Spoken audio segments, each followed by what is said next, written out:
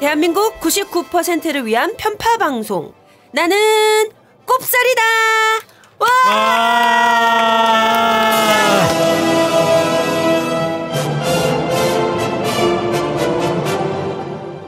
여러분들의 경제 눈을 환하게 밝혀드리는 등대지기. 나는 꼽살이다 161회 시작하겠습니다.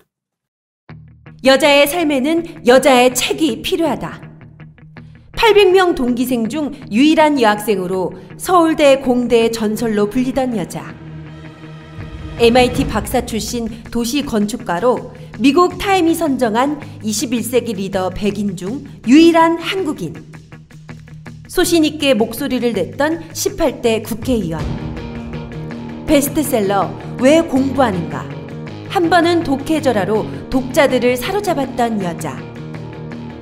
전방위 프로 원조 센 언니 김진애가 전하는 여자의 자존감을 깨우는 책 읽기. 수많은 의문, 고민, 딜레마 속에서 흔들리는 여자들을 위한 강렬하고 매혹적인 책 지도가 펼쳐집니다. 완벽히 홀로 서는 시간, 여자의 독서. 나는 꼽살이다 161회. 저는 경제 눈을 조금씩 밝혀가고 있는 개그우먼 겸 곽현아 수학연구소 곽소장 곽현아입니다. 네, 자, 우리가 사실 그 지난달 중순에 160회를 끝으로 이 낙곱살 좀 쉬자.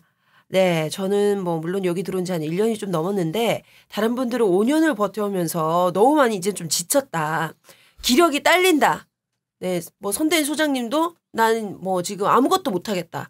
막 그래서 뭘 아무것도 못하겠다고 했어. 네.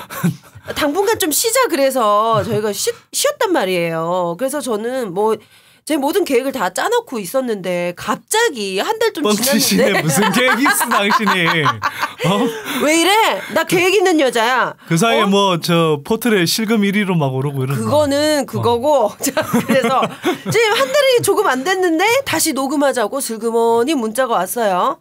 지금 이게 어떻게 된 일인지 모르겠네요. 진짜 저의 여름 휴가 계획 지금 모든 화려했던 휴가 계획이 지금 다 망가졌어요. 선택 오빠 이거 어떻게 된 거예요? 지금 빨리 대답해 보세요. 아니 일단 계획이 없었는데 뭐가 망가져? 있어요. 진짜 뭐가 이분이. 있었는데 이야기해 봐봐. 다 읊어봐봐. 아니 근데 한 달이 안 돼서 지금 한 달 좀 지났나? 근데 왜 다시 하려고 했던 거예요? 체력이 너무 빨리 회복된 거지. 근데 왜 오늘 막 밥 먹고 나니까 똥이 막 나온다 그러고 아니 똥 그러니까 싸고 오고 막 체력이 좋아져서 그런 거예요? 어쩜 그러냐 수준이 왜? 맨날. 왜? 그런 거 다 밝혀야 되겠어? 똥 얘기? 아니 보니까 지금 그 안 보던 사이에 뭐 선대인 나이트 다닌다 뭐 이런 얘기도 들었는데. 나이트? 무슨 나이트? 나이트 클럽. 아 가는 나이트 클럽? 아이 안 넘어가네. 아 진짜 재미없다. 그런 나이트 클럽에 갔다 왔어 진짜 지난주에. 그래요? 부킹 많이 했어? 부킹이라 부려봐야 남자들 4명만 있어서 여자 팬은 하나도 없고 뭐 재미없었지. 그래요. 그렇군요. 빨리 하여간 변비가 나고 사실 뭐 그것도 바라겠습니다. 있고요. 그다음에 지금 파리 대책이 나왔는데 이게 어쨌거나 향후 주택시장에 미치는 영향이 워낙 커서 그런데 또 한편으로는 이 파장뿐만 아니라 막 지금 기득권 언론들의 뭐 공격이 끊이지 않고 있잖아요. 장난 아니더라고요. 무차별적인 융단 폭격이 일어나고 있는데 뭐 제대로 이렇게 반박하는 사람이 없어. 그래서 이거 결국 내가 또 이거 뭐 나는 나 아니면 안 돼 이런 생각으로 살지는 않는데. 나 아니면 안 돼. 이게 이런 건 나 아니면 안 되겠더라고 이거. 진짜 어이가 없어서 내가 지금 똥이 마렵네 갑자기. 진짜 어이가. 당신은 어제 술 먹고 이렇게 눈 팅팅 부은 걸로 끝내 그냥. 아니. 내 눈을 지금 똑바로 쳐다보지도 못하잖아 쪽팔려서. 라면 먹어서 그래요. 자, 아무튼 이거 제가 뭐 방송 다시 하자 그러면 제가 좀 튕기려고 했는데 또 저도 부동산 대책이 또 궁금하기도 하고 아무튼 저도 다시 하기로 했습니다. 자, 낙곱살 제 161회 이제 본격적인 주제 얘기로 들어가기 전에 오늘도 역시나 낙곱살에서만 들을 수 있는 아주 노골적이면서도 뻔뻔한 방송 재개하자마자 이것부터 해야 합니다. 네. 아주 노골적이면서도 뻔뻔한 광고 시간. 네. 그런데 내가 며칠 전에 그 김용민이 진행하는 관훈 나이트클럽 그 출연했는데 야, 우린 노골적이 뻔뻔한 게 아니더만. 왜요? 너무 얌전하게 광고하고 있는 거더만. 아, 왜 거기는 진짜 심하게요? 뭐 방송의 한 3분의 1을 광고로 그 틈만 나면 광고 이야기를 해. 광고 방송. 아니 그래서 이게 방송이야 광고야. 뭐. 아니 난 깜짝 놀란 게 저 맘마이스 최근에 나갔는데 거기 보니까 식초 광고라는데 식초를 막 마시더라고. 자, 벌컥벌컥 마시면서. 아니 이거 호감이 막 들어가잖아. 아니 거기다가 더 놀라웠던 건 광고를 중단하거나 끊으면 또 응징을 해요. 또. 그거 괜찮다. 그러니까 한 번 광고하면 한 번 광고했다가 겁나서 끊지를 못하겠더라고. 그거 괜찮은데 우리도 좀 그런 전략 써요. 아니 그래서 내가 진짜 지금까지 뭐 광고주의 이해관계 초연한 방송을 만들려고 했는데 그러니까 초연하면 안 되겠어. 적극적으로 하고 이제 먹는 거 들어오면 이제 먹으면서 하자고. 그러니까 사실 나도 그래. 먹성 좋은데 말이야. 그래. 제가 먹성이 좋습니다. 먹는 광고 좀 앞으로 많이. 네. 그러니까 잘 먹기도 잘 먹고 똥도 잘 싸고요. 네네. 자, 빨리 광고 시간 해야 돼요. 이거 지금 우리 낙곱살에 광고를 제공해 주신 고만 분들 저의 이 나긋나긋한 목소리로 소개해 드리겠습니다. 요즘 걸크러쉬라는 말이 한참 유행했었잖아요. 이 말에 가장 잘 어울리는 분을 뽑는다면 저는 이분을 얘기하고 싶습니다. 자, 타임지 선정 21세기 리더 100인 중 유일한 한국인으로 뽑힌 김진애 박사님의 신간이죠. 바로 여자의 독서입니다. 김진애 박사님 하면은 이 하신 일도 엄청 많고요. 굉장히 당당하셔서 과연 이분도 여자라서 처하는 딜레마 뭐 고민 이런 게 있을까 싶었는데요. 박사님도 그런 시간이 있었고 그때마다 이 벼락처럼 은인처럼 언니처럼 다가온 운명의 책들을 꺼내놓으셨습니다. 네, 저도 꼭 읽어보려고 인터넷으로 구매해가지고요. 지금 배송 중이에요. 아저씨 빨리 배달해주세요. 네, 우리 모두 함께 읽어볼까요? 다잠북스에서 나온 여자의 독서입니다. 자, 그리고 저희 방송을 시기라면서 광고 문의 주셨던 분들께 저희가 적극적으로 답을 좀 드리지 못했어요. 그래서 꼭 다시 좀 연락주세요. 꼭 약속해줘. 꼭. 네, 지금 저희가 지금 너무 목이 빠져라 기다리고 있어요.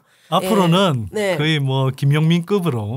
김용민급으로. 노골적으로. 방송 내내. 네, 저희가 먹고 입고 쓰고 그 후기까지. 네, 연락 많이 다시 꼭 주시고요. 네, 팟캐스트 최저가로 최고의 효과를 보실 수 있도록 최선을 다하겠습니다.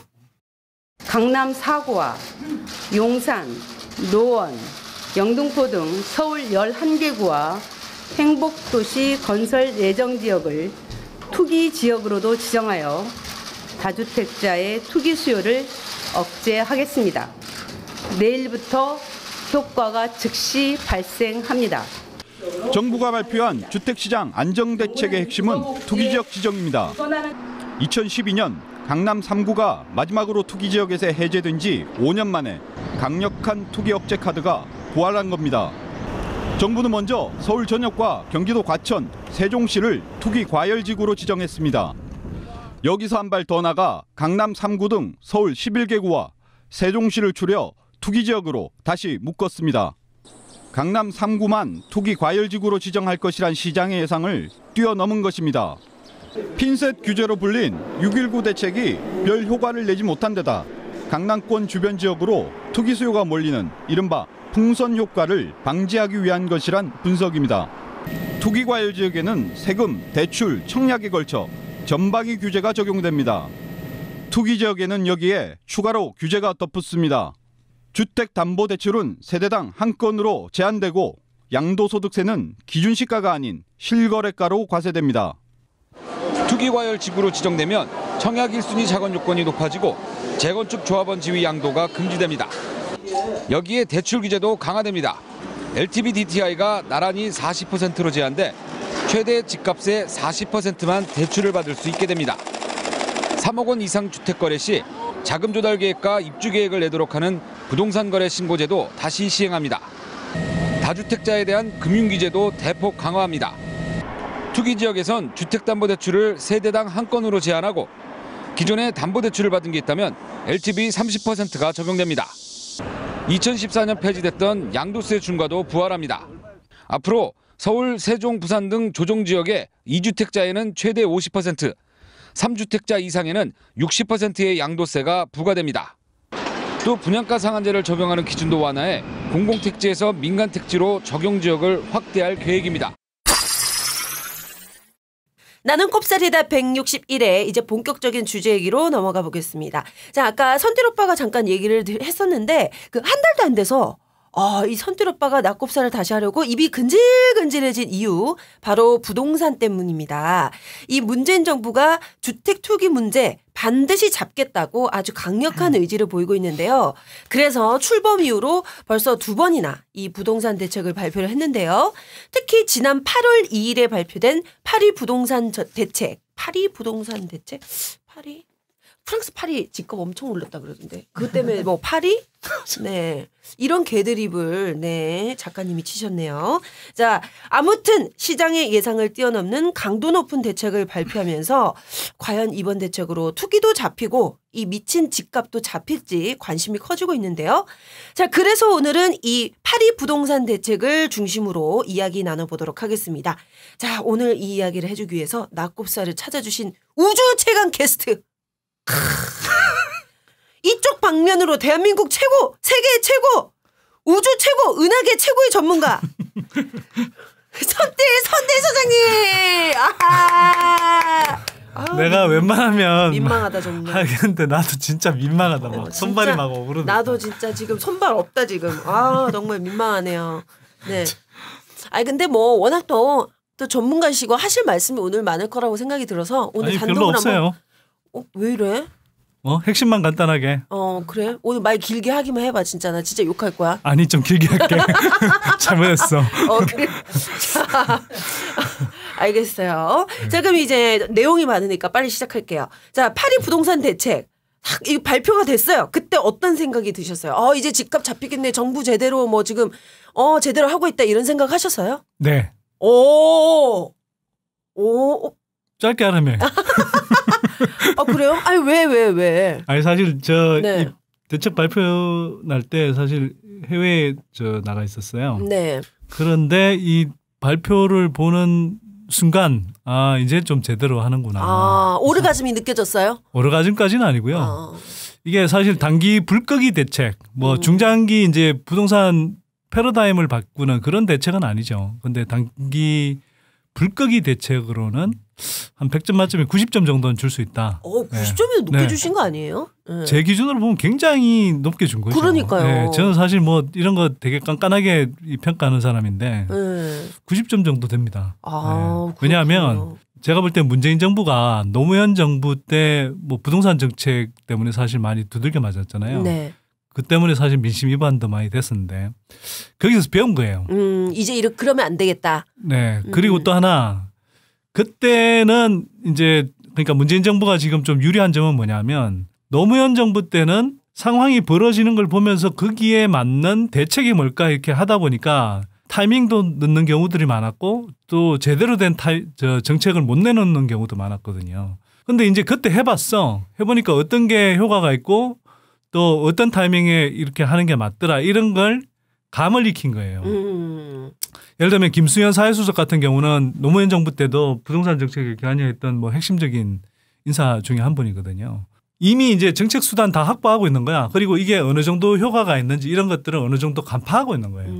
그러니까 이번에 딱 이 투기 가열 양상이 좀 지나치게 심각해진다 싶으니까 딱 거기에 맞는 이제 대책을 확 내놓은 거죠. 네. 그런 면에서 단기 불끄기 대책으로는 상당히 효과가 있다. 그리고 단기 불끄기 대책. 네네. 네. 불끄기 대책이라는 건 투기 가열 양상이 너무 이제 과열돼 있으니까 지금. 뜨거우니까. 네네. 김수현 사회수석이 그 표현을 썼어요. 불끄기 대책이다. 네. 그런 면에서는 굉장히 효과가 있는 대책이라고 볼 수 있죠. 그러니까 지금 단기라고 지금 강조를 하신 거 보니까 약간 장기적으로 우리가 더 보완해야 할 점이 있다라고 나중에 얘기를 해주실 것 같은데 중장기적인 대책으로는 좀 부족하다. 이것도 좀 기본적으로는 이 대책 네. 자체가 중장기적인 어떤 우리 주택 시장의 패러다임을 바꾸는 걸 목표로 하는 대책은 아니란 말이에요. 그냥 투기적인 양상이 워낙 이제 심각하니까 그걸 잠재운다는 대책인 거고.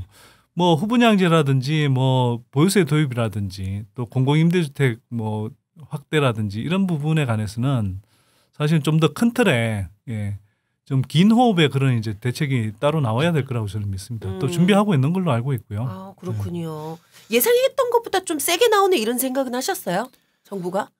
했어요. 왜냐하면 사실은 제가 뭐 출범 초기니까 뭐 가능하면 좀 호의적으로 이제 이야기를 했는데요. 낙곱살 방송에서도 대체로 솔직히 말씀드리면 조금 호의적으로 평가를 했었는데 문재인 대통령의 후보 시절의 공약은 그렇게 강력한 메시지가 없었어요. 뭐 보유세 후분양제 이야기 다 빠져 있었고 또 시장에 영향을 미치는 어떤 뭐 이런 부분에 대해서 시그널도 보내지 않았었거든요. 또 그런 태도가 사실은 이제 그런 스탠스가 사실은 문재인 정부 초기에 자 노무현 정부 때도 집값 오르지 않았냐. 문재인 정부 때도 이런 식으로 가면 또 뭐 집값 오른다. 이런 식의 이제 이른바 노무현 정부 학습 효과라는 게 이제 부동산 재테크 카페 중심으로 퍼지면서 그게 사실은 이제 이 집값을 달구는 일정한 심리적 효과를 발휘했었거든요. 그래서 저도 사실은 그런 기조로 이렇게 봤을 때 잘 해낼 수 있을까에 대해서 약간 미심쩍은 부분이 솔직히는 있었어요. 근데 이제 8.2 대책의 수준을 보니 이 정부가 확실한 의지가 있구나. 그런 생각을 했죠. 발표를 하실 때 보니까 굉장히 단호한 말투로 얘기를 하시더라고요. 네네. 네, 집 여러 채 갖고 있는 사람 어서 팔라고 이러면서 네네. 얘기를 하시던데 자, 이 8.2 대책의 내용 정말 여러 가지가 있었던 것 같은데 주요한 대책으로 어떤 것들이 있는지 좀 내용 요약 좀 해주세요. 투기 가열 지구라는 걸 일단 서울 전역, 그다음에 과천, 세종 이쪽에 이제 지정하기로 했고요. 그다음에 강남 4구를 비롯해서 서울 11개구 또 세종의 경우에는 투기 지역으로 지정을 하기로 했죠.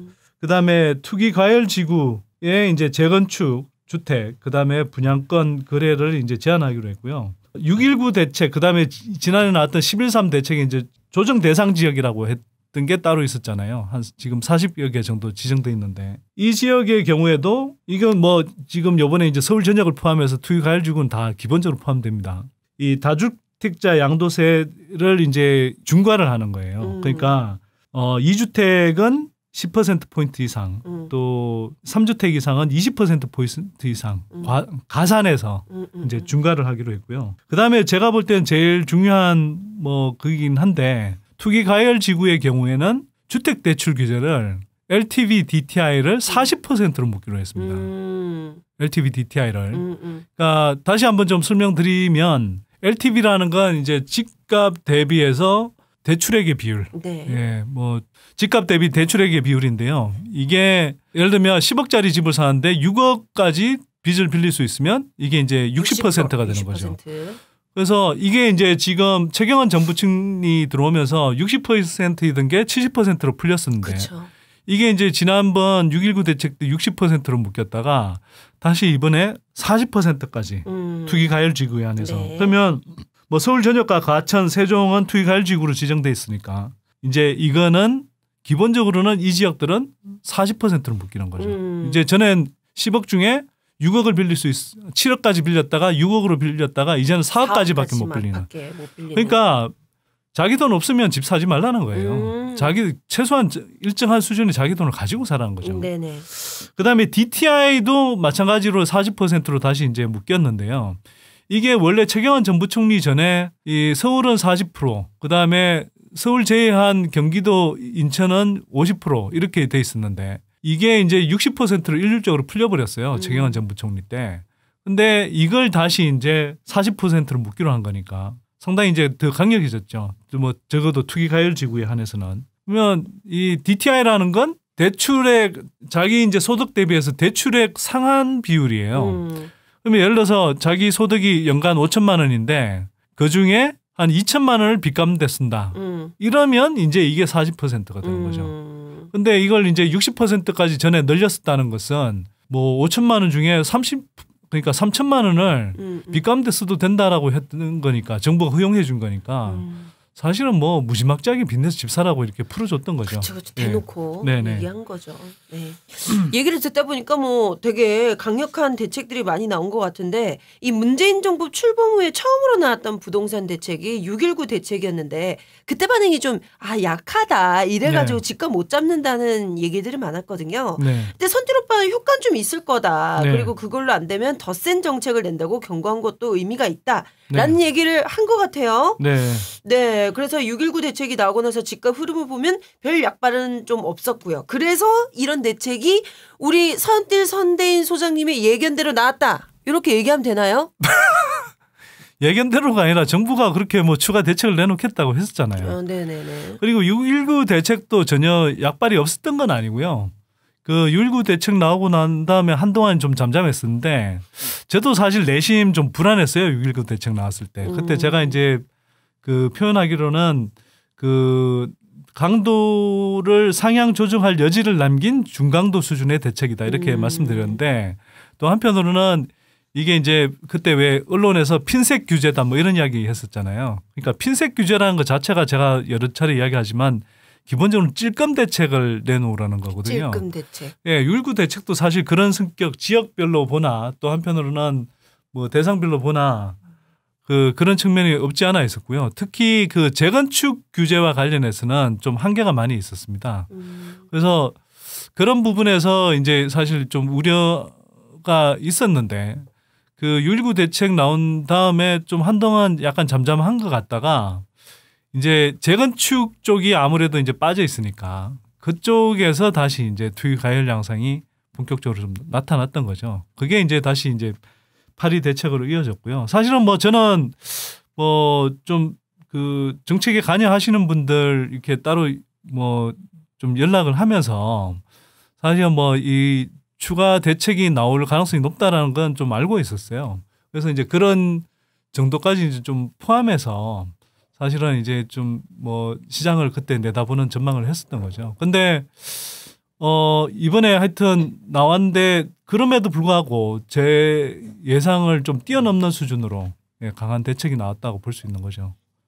근데요 이번 네. 대책을 보니까 그 아까 말씀하신 것 중에 이 투기지구라는 것도 있고 투기과열지구라는 게 있잖아요. 근데 이거 되게 뭐 비슷한 것 같은데 무슨 차이가 있는지 좀 많은 분들이 헷갈리실 것 같아요. 이거 좀 알려주세요. 사실 뭐 투기 가열 지구 또 뭐 투기 지역 이렇게 이제 이야기하니까 사실 의미가 좀 비슷하게 느껴지잖아요. 네. 그래서 많이 헷갈리시고 사실 저도 뭐 좀 헷갈릴 때가 있어요. 근데 기본적으로는 투기 지역이라는 건 기획재정부가 지정하는 거고요. 네. 투기 가열 지구는 국토교통부가 이제 지정을 합니다. 그리고 이제 근거법이 좀 다른데요. 근거법은 이제 투기 지역 경우에는 소득세법에 따라서 그래서 이제 기획재정부가 관할하는 거고요. 그다음에 투기 가열 지구는 주택건설 촉진법에 따라서 국토교통부 장관이 해당 시장, 도지사 의견을 들어서 지정 또는 이제 해제를 할 수 있는 경우죠. 그래서 뭐 쉽게 말하면 투기 지역은 너무 가열된다 싶으면 이걸 이제 이 소득세법이니까 주로 양도세, 양도세를 이제 중과할 수 있는 근거를 이제 갖고 있는 거고요. 그다음에 투기 가열 지구는 이제 이 너무 과열 양상을 띈다. 그러면 이제 이 주택 분양이라든지 이런 부분과 관련해서 분양권 전매 제한 뭐 이런 조치들을 취할 수 있는 거예요. 그래서 예를 들면 투기 지역 같은 경우는 뭐 소비자 물가 상승률보다 월별 집값 상승률이 30% 이상 높은 지역 가운데 뭐 직전 2개월간에 뭐 집값 상승률이 뭐 전국 평균보다 30% 이상 높다거나 등등 뭐 이런 요건을 갖추면 이제 지정할 수 있는데요. 기본적으로는 투기 지역으로 지정이 되면 보통의 경우는 이제 이런 가표 기준으로 따로 이제 그 공시 주택 가격이라는 게 있잖아요. 그런데 여기서는 실거래가 기준으로 실제 거래되는 기준으로 뭐 전혀 이제 이 봐주지 않고 양도소득세를 이제 부과하고요. 그다음에 필요할 경우에는 플러스 마이너스 15% 포인트 범위 안에서 중과세를 할 수가 있습니다. 네, 그러니까 이제 상당히 좀 강력한 대책이 되는 거죠. 그다음에 투기 가열 지구 같은 경우는 기본적으로는 이제 청약 경쟁률이 워낙 이제 뜨거운 거, 뭐 그다음에 이제 역시 집값 상승률이 높은 거 이런 데를 이제 고르는데 이런 투기 가열 지구로 지정이 되면 분양권 전매 제한 조치가 이제 내려지고요. 그러니까 35세 이상, 5년 이상 무주택 세대주한테 좀 이제 청약에 유리한 이제 나 유리하겠네. 그렇죠. 그러니까 투기는 억제하되 이제 이 실수요자들에게는 네. 기회를 주겠다. 네네. 뭐 이런 식의 이제 대책인 거죠. 그러면은 투기 지구이면서 투기 과열 지구로 묶일 수도 있겠네요. 둘 다. 그렇죠. 가능한 거죠. 네네. 이게 따로따로의 개념이 아니라 어떻게 네네. 본다면. 그러니까 사실은 뭐 근거법이 다르다 보니 이제 소관 부처가 다르고 그래서 따로 지정하긴 하지만 보통 이제 이런 좀 그 대책을 내놓을 때는 정부 합동으로 내놓잖아요. 그러니까 사실 뭐 그냥 그 이른바 적용되는 대상자로서 보자면 사실 이거 뭐 투기 가열지구니 투기 지역이니 이게 이제 뭐 중요하기보다는 그렇게 해서 양도세 중과의 근거가 이제 마련이 되고 분양권 전매 제한이 이제 크게 제한된다는 거 이런 걸 이제 염두에 두시면 되죠. 염두에 둬야겠네요.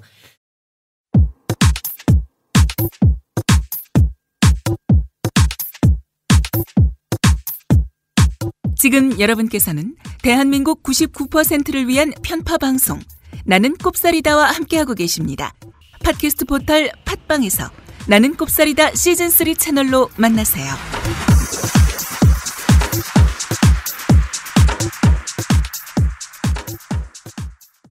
아무튼 이 파리 대책이 나오고 나서요. 이 서울 아파트값 하락 반전했다는 뉴스가 나오는 거 보니까 좀 약간 약발이 드는 거 아닌가라는 생각이 드는데 근데 이게 단기적인 반응일지 안 그러면 정말 이제 대세 하락으로 가는 시작인지 아직 명확하지 않아요. 선질 오빠는 어떻게 생각하세요?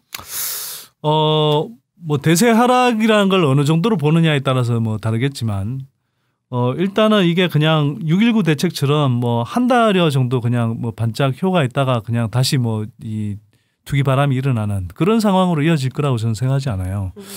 일단 그 주택 시장 상황이 뭐 여러 차례 강조했지만 지금 뭐 이미 집값이 너무 높은 상태고 또 하반기 이후로 이제 입주 물량이 쏟아지고 있는 상황이고 또 금리는 일단 뭐 바닥을 찍고 오르면 올라지 내리지는 않을 가능성이 높다라는 점 등을 생각하면 주택 시장 상황이 녹록치 않고요.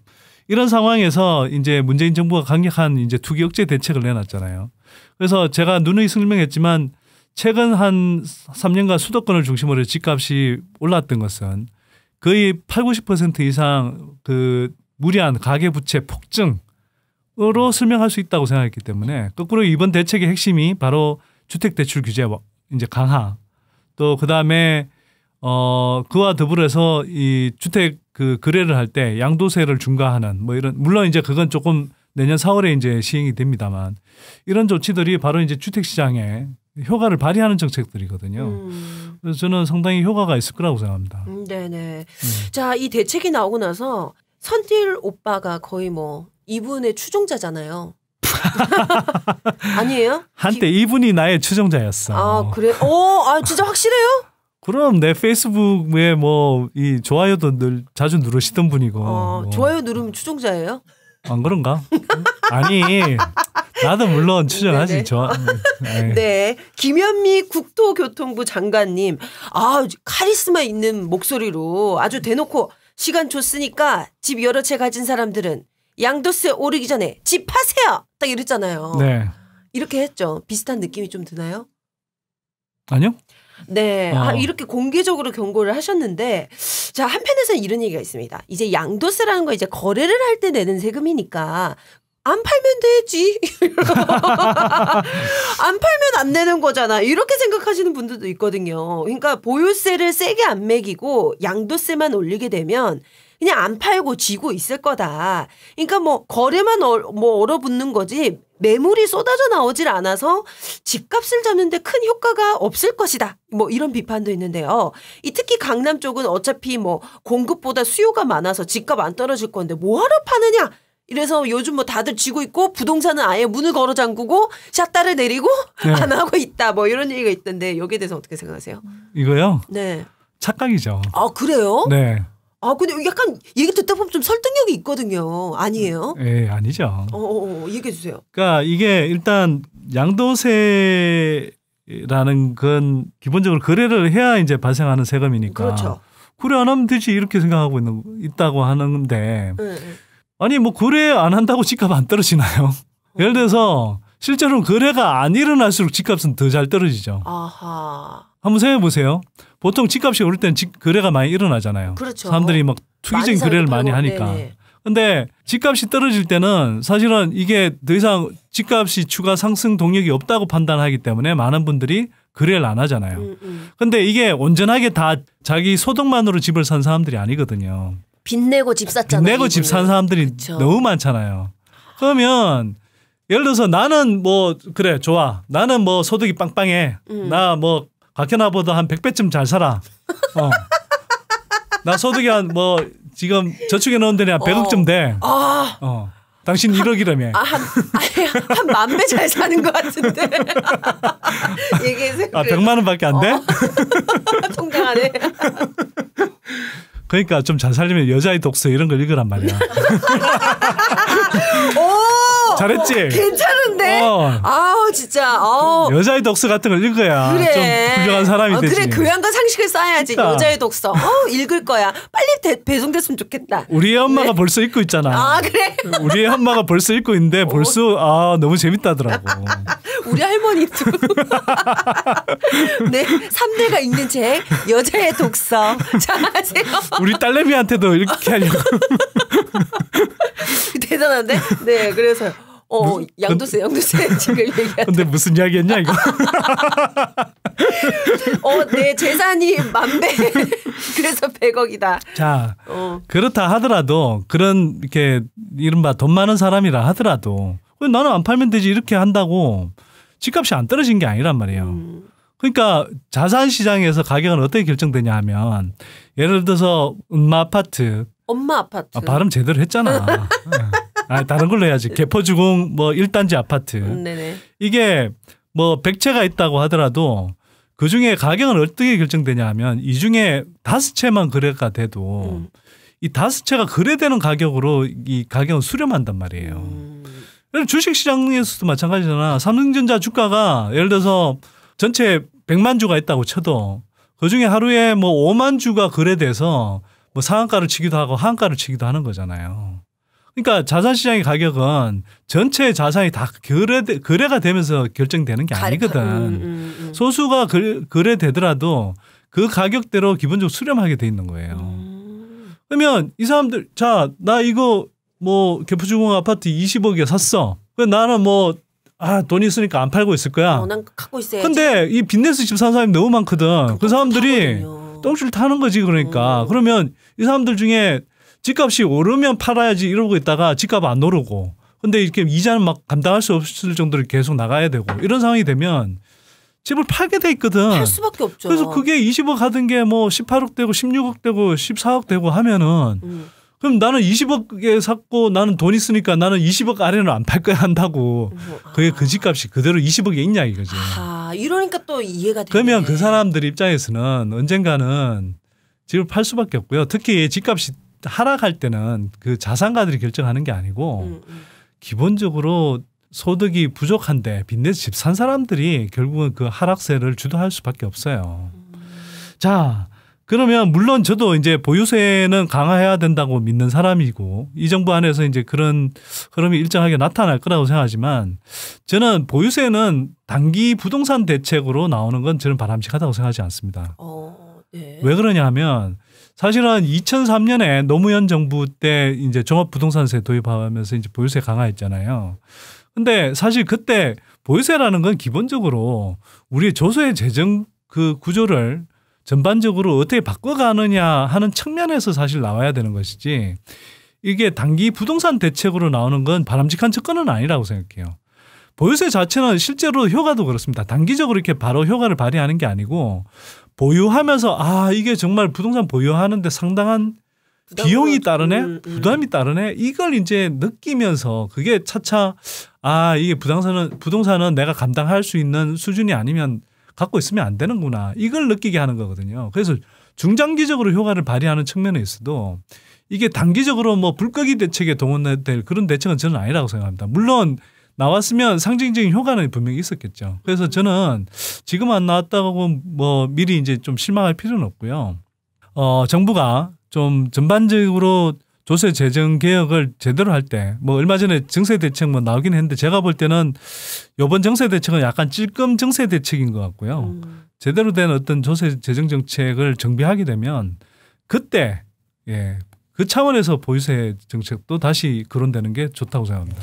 근데 뉴스를 봐도 약간 그런 느낌이 들더라고요. 이제 정부가 지금 딱 보고 경고의 메시지를 계속 이렇게 주는 게 계속 이거 안 잡히면 우린 보유세 손 볼 거야 라고 이렇게 암시를 주는 것 같더라고요. 보니까. 그래서 그건 명시적으로 말하지 않아도 기자들도 계속 그런 기사를 쓰는 게 뭐냐면 이 정부는 분명히 할 거라고 생각하는 거예요. 그러니까 저도 사실은 그러니까 일부 이런 쪽 관련 학자분들도 왜 보유세 대책 빨리 안 내놓냐 이런 이야기를 하는데 저도 사실 가능한 보유세 대책이 제대로 제때 나왔으면 좋겠다는 생각이지만 그래도 이 정부가 하지 않을까라는 생각을 갖고 있고 그래서 일단은 좀 시간 여유를 주자 이런 생각을 좀 하는 거죠. 네. 저도 기대를 하고 있습니다.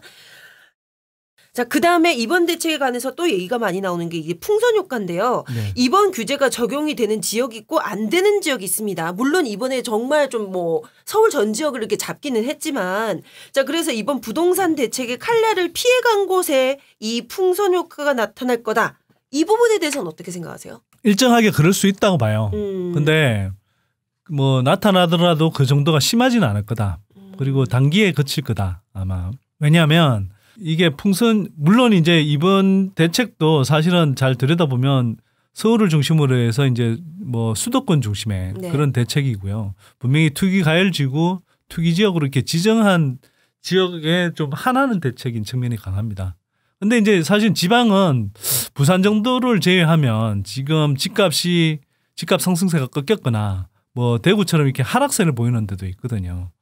그러니까 당장 보면은 크게 대책을 그러니까 아까 제가 말씀드린 단기 불꺼기 대책이라는 관점에서 보면 크게 손댈 부분이 많지 않은 측면도 분명히 있긴 있어요. 근데 한편으로는 제가 우려하는 건 뭐냐 하면 이제 자꾸 이렇게 어떤 지역에 한정하거나 또는 어떤 소득 계층에 한정하는 식의 대책을 자꾸 남발하다 보면 전국적으로 보편적으로 일관되게 이렇게 이 규제가 이루어져야 되는데 자꾸 이제 틈새가 빠져나가는 부분이 생기는 거거든요.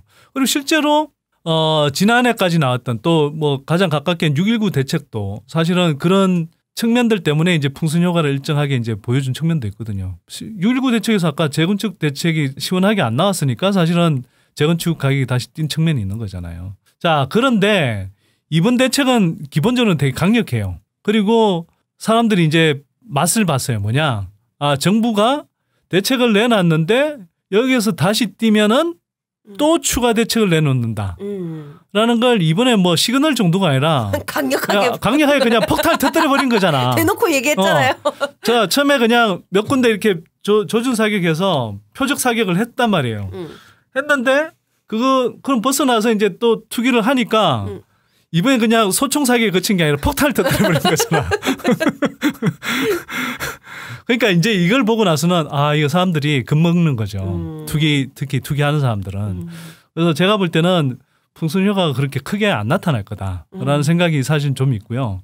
그럼에도 불구하고 예를 들어서 제가 LTV DTI 규제 같은 것은 이게 40% 정도가 이게 그냥 투기 가열 지구에서만 적용되는 게 아니라 전국적으로 보편적으로 저는 적용이 됐으면 좋겠어요. 그렇잖아요. 이게 집값의 40%라고 이제 40%까지 빌릴 수 있다고 하는데 집값의 한 60% 정도를 자기 수중에 갖고 있지 않으면서 자꾸 집을 사게 하는 게 맞느냐라는 생각 하나. 그다음에 소득의 40% 이상을 빚을 내면서 집을 사게 하는 게 맞느냐. 그렇죠. 네? 그러니까 이거는 단순히 일회성 대책도 아니고 또는 단기 대책도 아니고 사실은 금융규제의 틀이라는 측면에서 보편적으로 계속 갖고 가야 될 틀이라고 저는 생각하는 거고요. 그다음에 이번에 대책 내놓은 것 중에 이제 정부가 이명박 정부 때 사실 1가구 1주택 그 비과세 요건 중에 거주 요건을 없애버렸잖아요. 그러니까 2년 소유할 뿐만 아니라 이제 거주하였어야 되는데 거주 요건을 없애버린 거거든요. 근데 이번에 거주 요건을 다시 살렸잖아요. 그렇죠. 이런 것들은 사실 당연하죠. 실수요자들 중심으로 집을 사게 하려면 당연히 상식적으로 살아야지. 그러니까 실수요자가 실제 거주를 마련하는 걸 도와주기 위해서 비과세를 해주는 거지. 갭 투자하라고 그거 비과세 요건을 바탕으로 해서 그 갭 투자하라고 그거 비과세 해주는 거 아니잖아요. 그렇죠. 투기 촉진하는 것도 아니고. 그러니까 이런 것은 계속 보편적으로 가져가야 되고 일관되게 계속 유지해야 되는 거죠. 네.